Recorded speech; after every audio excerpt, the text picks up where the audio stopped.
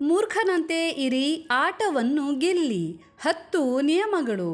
ಗೆಳೆಯರೇ, ನೀವು ನೋಡಿರಬಹುದು, ಕೆಲವರು ತುಂಬ ಮಾತನಾಡುತ್ತಾರೆ, ತಾನು ಬುದ್ಧಿವಂತನೆಂದು ತೋರಿಸಿಕೊಳ್ಳುತ್ತಾರೆ, ತನಗೆ ಎಲ್ಲ ಗೊತ್ತು ಎನ್ನುವಂತೆ ಇರುತ್ತಾರೆ. ಆದರೆ ಜೀವನದಲ್ಲಿ ಅವರು ಹೆಚ್ಚೇನು ಮುಂದುವರೆದಿರುವುದಿಲ್ಲ, ಅಂತಹ ಏನು ಮಹಾನ್ ಸಾಧನೆ ಕೂಡ ಮಾಡಿದ್ದಿರುವುದಿಲ್ಲ. ಆದರೆ ಅದೇ ಕೆಲವರು ಸುಮ್ಮನೆ ಏನೂ ಗೊತ್ತಿಲ್ಲದವರಂತೆ ಇರುತ್ತಾರೆ, ಎಷ್ಟು ಬೇಕೋ ಅಷ್ಟೇ ಮಾತನಾಡುತ್ತಾರೆ, ಆದರೆ ತಮಗೆ ಬೇಕಾಗಿದ್ದನ್ನೆಲ್ಲ ಪಡೆದುಕೊಂಡಿರುತ್ತಾರೆ. ಅವರು ಜೀವನದಲ್ಲಿ ಮುಂದುವರಿಯುತ್ತಾ ಇರುತ್ತಾರೆ, ನಮಗಿಂತ ಎಷ್ಟೋ ಮುಂದೆ ಹೋಗಿರುತ್ತಾರೆ, ಮತ್ತು ನಾವು ಮಾತ್ರ ಇದ್ದಲ್ಲೇ ಉಳಿದಿರುತ್ತೇವೆ. ಗೆಳೆಯರೇ, ಇವತ್ತಿನ ವಿಡಿಯೋದಲ್ಲಿ ನಾವು 10 ನಿಯಮಗಳ ಬಗ್ಗೆ ತಿಳಿದುಕೊಳ್ಳೋಣ. ಅದನ್ನು ನಿಮ್ಮ ಜೀವನದಲ್ಲಿ ಅಳವಡಿಸಿಕೊಂಡು ನಿಮ್ಮ ಜೀವನದ ಮೇಲೆ ಹಿಡಿತವನ್ನು ಸಾಧಿಸಬಹುದು. ಸದ್ದಿಲ್ಲದೆ ಇತರರಿಗಿಂತ ಮುಂದಕ್ಕೆ ಸಾಗಿ ಆಟವನ್ನು ಗೆಲ್ಲಬಹುದು. ಬನ್ನಿ ತಿಳಿದುಕೊಳ್ಳೋಣ ಆ ನಿಯಮಗಳ ಬಗ್ಗೆ. ನಿಯಮ 1.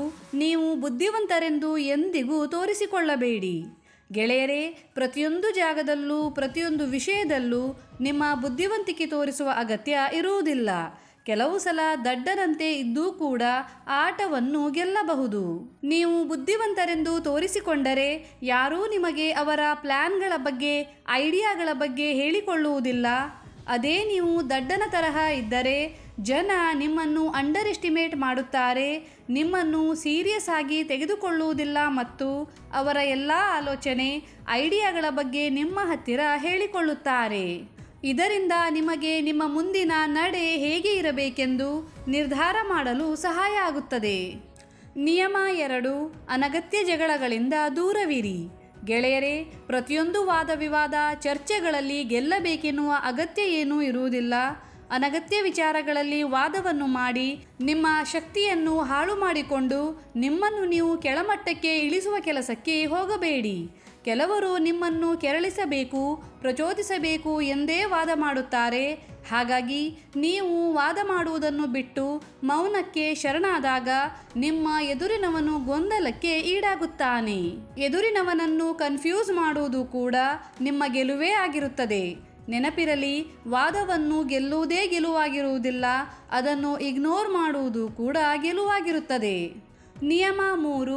ನನಗೆ ಗೊತ್ತಿಲ್ಲ ಎನ್ನುವುದನ್ನು ಕಲಿತುಕೊಳ್ಳಿ. ಪ್ರತಿಯೊಂದು ಪ್ರಶ್ನೆಗೆ ಉತ್ತರ ಕೊಡುವ ಅಗತ್ಯವಿರುವುದಿಲ್ಲ. ಕೆಲವು ಸಲ ನನಗೆ ಗೊತ್ತಿಲ್ಲ ಎಂದು ಹೇಳುವುದರಿಂದ ನೀವು ಅನಗತ್ಯ ಜಗಳಗಳಿಂದ ಬಚಾವಾಗುತ್ತೀರಿ. ನೆನಪಿರಲಿ, ಎಷ್ಟು ಕಡಿಮೆ ಮಾತನಾಡುತ್ತೀರೋ ಅಷ್ಟು ಹೆಚ್ಚು ನೆಮ್ಮದಿಯಾಗಿ ಇರುತ್ತೀರಿ. ನಿಯಮ 4. ಸರಿಯಾದ ಸಮಯಕ್ಕಾಗಿ ಕಾಯುವುದು. ಗೆಳೆಯರೇ, ಪ್ರತಿಯೊಂದಕ್ಕೂ ಅದರದೇ ಆದ ಸಮಯವಿರುತ್ತದೆ. ಆ ಸಮಯ ಬಂದಾಗಲೇ ಅದು ಪರಿಪೂರ್ಣವಾಗುತ್ತದೆ. ಸಮಯಕ್ಕಿಂತ ಮೊದಲೇ ನೀವು ಯಾವುದೇ ಹಣ್ಣನ್ನು ಕಿತ್ತರೂ ಅದು ತಿನ್ನಲು ಯೋಗ್ಯವಾಗಿರುವುದಿಲ್ಲ.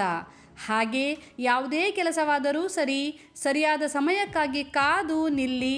ಯಾಕೆಂದರೆ ಸರಿಯಾದ ಸಮಯದಲ್ಲಿ ಮಾಡಿದ ಚಿಕ್ಕ ಕೆಲಸವು ದೊಡ್ಡ ಪರಿಣಾಮವನ್ನು ಬೀರುತ್ತದೆ. ನಿಯಮ 5. ಅನವಶ್ಯಕವಾಗಿ ನಿಮ್ಮ ಜ್ಞಾನವನ್ನು ಹಂಚಬೇಡಿ. ಅವಶ್ಯಕತೆಗಿಂತ ಹೆಚ್ಚು ಮಾತನಾಡಿದರೆ ಜನರು ನಿಮ್ಮ ಮಾತನ್ನು ಕೇಳುವುದರಲ್ಲಿ ಆಸಕ್ತಿಯನ್ನು ಕಳೆದುಕೊಳ್ಳುತ್ತಾರೆ. ನೀವು ಜನರಿಗೆ ಹೇಳುವುದಲ್ಲ, ಕೇಳುವುದನ್ನು ಅಭ್ಯಾಸ ಮಾಡಿಕೊಳ್ಳಿ. ನೀವು ಜನರಿಗೆ ಜ್ಞಾನ ಹಂಚುವ ಬದಲು ಪ್ರಶ್ನೆಗಳನ್ನು ಕೇಳಿದರೆ ಜನರು ಎಲ್ಲ ವಿಷಯಗಳನ್ನು ಹೇಳಿಕೊಳ್ಳುತ್ತಾರೆ. ಇದರಿಂದ ನಿಮಗೆ ಎಲ್ಲ ವಿಷಯಗಳು ತಿಳಿಯುತ್ತವೆ. ಹಾಗಾಗಿ ನೀವು ಉತ್ತರವನ್ನು ಹೇಳಬೇಡಿ, ಕೇವಲ ಪ್ರಶ್ನೆಗಳನ್ನಷ್ಟೇ ಕೇಳಿ. ಎದುರಿನವನು ತಾನು ಬುದ್ಧಿವಂತನೆಂದು ತೋರಿಸಿಕೊಳ್ಳುವ ಭರದಲ್ಲಿ ಎಲ್ಲವನ್ನೂ ಹೇಳಿಕೊಳ್ಳುತ್ತಾನೆ. ಇದರಿಂದ ನಿಮಗೆ ಮುಂದಿನ ದಾಳ ಉರುಳಿಸಲು ಸಹಾಯವಾಗುತ್ತದೆ. ನಿಯಮ 6. ನಿಮ್ಮ ಗುಟ್ಟುಗಳನ್ನು ಯಾರಿಗೂ ಹೇಳದಿರುವುದು. ಗೆಳೆಯರೇ, ಪ್ರತಿಯೊಬ್ಬರಿಗೂ ನಿಮ್ಮ ರಹಸ್ಯಗಳನ್ನು ಹೇಳುವುದು, ಅಂದರೆ ನಿಮ್ಮ ಹಣದ ವಿಷಯ, ದೌರ್ಬಲ್ಯದ ವಿಷಯ ಅಥವಾ ನಿಮ್ಮ ಖಾಸಗಿ ವಿಷಯಗಳನ್ನು ಹೇಳಿಕೊಳ್ಳುವುದು ನಿಮ್ಮನ್ನು ದುರ್ಬಲನನ್ನಾಗಿ ಬಿಂಬಿಸುತ್ತದೆ. ಕೆಲವು ವಿಷಯಗಳನ್ನು ನಿಮ್ಮಲ್ಲಿಯೇ ಇಟ್ಟುಕೊಳ್ಳುವುದು, ಅಂದರೆ ಈ ವಿಷಯಗಳಲ್ಲಿ ಮೌನವಾಗಿರುವುದು ಕೂಡ ಒಂದು ತಂತ್ರವೇ ಆಗಿರುತ್ತದೆ. ನಿಯಮ 7. ನಿಮ್ಮ ಭಾವನೆಗಳ ಮೇಲೆ ಹಿಡಿತವಿರಲಿ. ಸಿಟ್ಟು, ನೋವು, ಭಯ, ಹೊಟ್ಟೆ ಕಿಚ್ಚು ಇವೆಲ್ಲ ನಿಮ್ಮ ದೌರ್ಬಲ್ಯಗಳಾಗಿವೆ. ನೀವು ಎಷ್ಟೇ ಸಿಟ್ಟಿನಲ್ಲಿರಿ, ಎಷ್ಟೇ ನೋವಿನಲ್ಲಿರಿ, ನಿಮ್ಮ ನಿರ್ಧಾರಗಳನ್ನು ಮಾತ್ರ ಆಲೋಚನೆ ಮಾಡಿಯೇ ತೆಗೆದುಕೊಳ್ಳಿ. ಯಾಕೆಂದರೆ ಗೆಲುವು ಬುದ್ಧಿಯಿಂದ ಮಾತ್ರ ಸಿಗುತ್ತದೆ, ಭಾವನೆಗಳಿಂದಲ್ಲ. ನಿಯಮ 8. ಅನವಶ್ಯಕ ಆಡಂಬರ ಅಥವಾ ಪ್ರದರ್ಶನವನ್ನು ಮಾಡಬೇಡಿ. ದೊಡ್ಡ ದೊಡ್ಡ ಮಾತುಗಳು, ಬ್ರ್ಯಾಂಡೆಡ್ ಬಟ್ಟೆಗಳು, ಹೈಫೈ ಹವ್ಯಾಸಗಳು ಕೇವಲ ತಾತ್ಕಾಲಿಕ ಪ್ರಭಾವವನ್ನಷ್ಟೇ ಬೀರುತ್ತವೆ. ಆದರೆ ಸರಳವಾಗಿ ಬದುಕುತ್ತಾ ಉನ್ನತವಾದ ಆಲೋಚನೆಗಳನ್ನು ಹೊಂದುವುದು ನಿಮ್ಮ ಗೌರವವನ್ನು ಹೆಚ್ಚಿಸುತ್ತದೆ. ನಿಯಮ 9. ಯಾವುದಕ್ಕೂ ತಕ್ಷಣ ಒಪ್ಪಿಗೆಯನ್ನು ಕೊಡದಿರಿ. ಯಾರು ಏನೇ ಕೇಳಿದರೂ ಹಾ ಎಂದು ಹೇಳಿಬಿಡುತ್ತೀರಿ ಮತ್ತು ನಂತರ ಪಶ್ಚಾತ್ತಾಪ ಪಡುತ್ತೀರಿ. ಹಾಗಾಗಿ ಯಾವುದೇ ವಿಷಯದಲ್ಲಿ ಹಾ ಎಂದು ಹೇಳುವ ಮೊದಲು ನಿಲ್ಲಿ, ಸ್ವಲ್ಪ ಸಮಯವನ್ನು ತೆಗೆದುಕೊಂಡು ಆಲೋಚಿಸಿ, ಆ ನಂತರ ನಿರ್ಧರಿಸಿ. ಇದೇ ಬುದ್ಧಿವಂತರ ಲಕ್ಷಣವಾಗಿರುತ್ತದೆ. ನಿಯಮ 10.